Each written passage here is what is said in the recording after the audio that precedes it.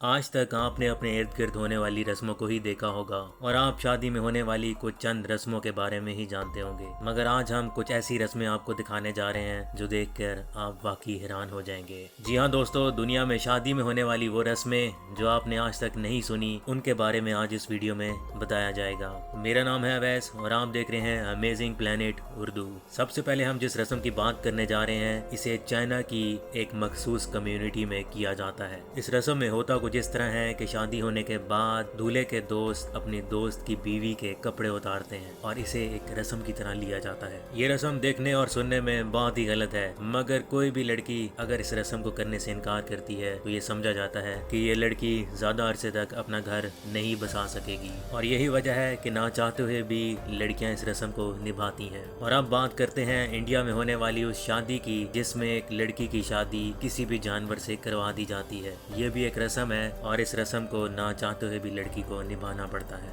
इस रस्म को करवाने का मकसद ये है कि अगर किसी लड़की की शादी पहले किसी जानवर से करवा दी जाए तो उसकी सारी जिंदगी खुशियों से भरपूर और अच्छी जिंदगी रहती है।